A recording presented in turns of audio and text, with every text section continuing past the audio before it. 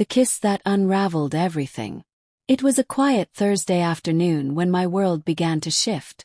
I was at work, tightening bolts on an engine, lost in the familiar rhythm of mechanical precision.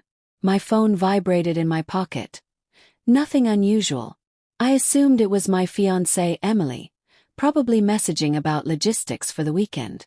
Her cousin Lisa was graduating high school, and a family party was planned. We'd been engaged for 8 months, together for over 3 years. Naturally, I expected something mundane, maybe a hotel address or a reminder to bring a gift. But when I pulled out my phone and read her message, it felt like time stopped. Nathan, I need to confess something before you hear it from someone else. At Lisa's party last night, I kissed my ex, Ryan. It was a foolish, alcohol-driven mistake that meant nothing. Please, let's keep this between us and avoid unnecessary drama. I stood frozen, the wrench slipping from my grip. I read her message again, hoping I'd misunderstood it. Maybe it was a poorly worded joke or a text meant for someone else. But no, it was crystal clear. Emily had kissed Ryan, her ex-boyfriend of 2 years, the one she always insisted was ancient history. Apparently, he wasn't so distant after all. What stunned me wasn't just the betrayal. It was her request for secrecy. As if I were supposed to help her hide what she'd done. To be her accomplice in dishonesty. My response was brief. Noted. Her reply came within seconds. Thank you for being so understanding. I knew you'd handle this maturely. It really was nothing. But it wasn't nothing. She might have convinced herself it was a harmless lapse in judgment, but I knew better. A nothing doesn't require secrecy. A nothing doesn't need to be hidden from family. I stared at her text, then took a screenshot. My thumb hovered for a moment before I opened the Carter family group chat. Emily had added me to the chat months ago to help coordinate wedding details. It included her parents, Michael and Susan, her older sister Claire, her brother Ethan, several cousins, including Lisa, the graduate, and her grandmother Evelyn, a whip-smart 79-year-old who texted with more speed and sass than most millennials. I typed a message. Emily wanted to share something from Lisa's party. Then I attached the screenshot, and I hit send. What followed was immediate and explosive. Susan was the first to react. Emily, what is this? You kissed Ryan at Lisa's party. Michael chimed in next. Emily Jane Carter explained this. Now, Claire added. Are you kidding me? You're engaged to Nathan, and you kissed Ryan.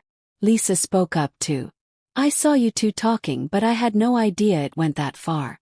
Emily, how could you? Ethan followed. Ryan was bragging to everyone before he left. Said you still have feelings for him. Even Evelyn jumped in. Emily, this behavior is shameful for someone preparing to get married. I'm deeply disappointed. The chat spiraled as more messages poured in. Word spread quickly. Apparently Ryan had told partygoers that Emily had initiated the kiss and even suggested they might meet again later. Emily left the party early, which now looked more like fleeing the aftermath than simply being tired. Then my phone rang. It was Emily. Her voice was shaky, angry. Nathan, why would you do this? I just shared your message in the family chat, I replied calmly. Like you asked. That's not what I meant, she snapped. I said to keep it private. You said it was nothing and didn't need to be shared. So I assumed it was safe to share. That's not the same thing. No, I said evenly. It's not. You kissed your ex at a family event and wanted me to help you bury it. If it was truly meaningless, why hide it? She hung up. But the group chat kept lighting up. Claire wrote. Emily, where are you? Mom's furious and wants to speak to you now. Michael added. This is unacceptable. We need to have a serious conversation. Eventually, Emily reappeared in the chat. Everyone, please calm down. This is getting blown way out of proportion. Susan didn't let her off the hook. Out of proportion. You kissed your ex while wearing an engagement ring. Emily doubled down. It was just a kiss. I was drunk. Claire wasn't buying it. Just a kiss. With Ryan of all people. While you're planning a wedding. Ethan added. He said you told him you missed him. That true? Emily snapped back. He's lying. Then her cousin Nathan dropped a bomb. Ryan posted an Instagram story. He literally said, "Some connections never fade. Nice to know the spark's still there." I've got the screenshot. He posted it. Michael was livid. Emily, what is this? He thinks you two are getting back together. Emily tried to deflect. He's exaggerating. Meant nothing. It was one kiss. Susan countered. Then why didn't you tell us? Why did you ask Nathan to hide it? Claire answered for her. Because she knew it was wrong. Even Evelyn, who'd been quiet for a few minutes, typed. In my day, a woman who behaved like this wasn't ready for marriage. And I stand by that. Emily's family, traditional and tight-knit, was rocked by what she had done. Susan wrote, Emily, your father and I need to reconsider whether you're ready for this marriage. Nathan, we're so sorry. I finally replied. Thank you, Mr. and Mrs. Carter. I appreciate your honesty. Emily called again that night, this time sobbing. You have to fix this, Nathan. Tell them it was a misunderstanding. What misunderstanding? Yes. You kissed Ryan and asked me to keep it secret. You're ruining my relationship with my family. No, I said. You damaged your relationship with them when you crossed a line. Now they just know about it. She hung up. The next evening Michael called me directly. Nathan, can you come by? Susan and I want to speak in person. When I arrived around 7:30, nearly the whole family was there, except Emily, who was staying with a friend. Susan looked tired, her eyes puffy. Nathan, we're devastated by Emily's behavior.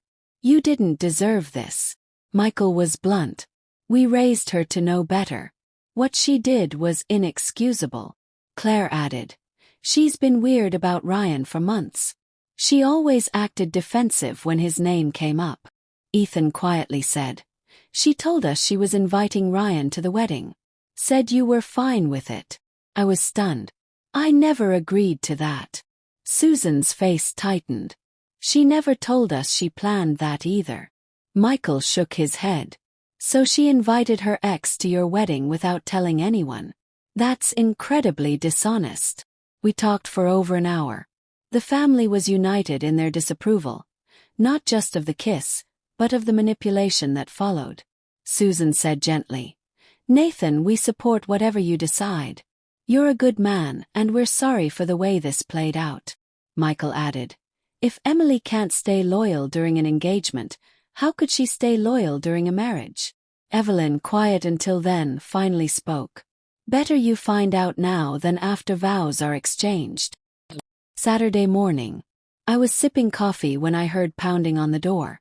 Emily stood outside. Eyes red, makeup streaked and shaking. They're canceling the wedding, she said. My dad said they won't fund a marriage to someone who exposes private mistakes like this. Interesting logic, I said. My mom says I embarrassed the family. Claire won't speak to me. Even my grandmother said I dishonored the Carter name. She values integrity, I said. You should have remembered that before kissing Ryan. You didn't have to tell everyone. I don't cover for cheaters, Emily. It wasn't cheating, it was just a kiss. You kissed another man while wearing my ring. That's cheating. Tears streamed down her face. I'll do anything to fix this. There's nothing to fix. You showed me who you are. That's not who I am, it was one mistake. No, it was a series of choices. You kissed Ryan. You lied. You asked me to hide it. You tried to manipulate the fallout. That's not a mistake, that's a pattern. I was drunk. I was second-guessing everything. At least that's honest, I said. I pulled the ring box from my pocket. Give it back. No, please. Emily. The ring. Reluctantly, she slipped it off her finger and handed it to me. You're making a mistake. The only mistake I made was not seeing the red flags sooner. 3 weeks later. The wedding was officially cancelled. Some deposits were lost, But most vendors were sympathetic and refunded the family. Emily moved back in with her parents temporarily, though the household remained tense. Everyone walked on eggshells around her. Ryan apparently tried to reach out again after the social media storm, but once he realized Emily was single, he backed off. The Carter family group chat went quiet. I stayed in it for a while, until Susan messaged me privately. "Nathan, you're not part of the family anymore, but you'll always be respected by us. Maybe it's time you leave the chat." I thanked her and quietly exited. Last week Michael called me. "Nathan, I just want to say again, we're sorry. Emily's been asking if you'd ever consider giving her another chance." "What did you say?" "I told her that door closed the moment she kissed Ryan and asked you to lie." "Good answer. You dodged a bullet, son." Emily's always been impulsive. But this showed us a side of her we didn't want to believe existed. The $13000 ring now sits in its box in my drawer, a symbol of the future I almost walked into blindly. One where I'd constantly wonder who Emily was messaging when she smiled at her phone. One filled with secrets and emotional landmines. But I'm grateful for what happened. Because sometimes the truth cuts deeper than the betrayal, but it also sets you free. Emily wanted silence. She got the truth. And I got my peace.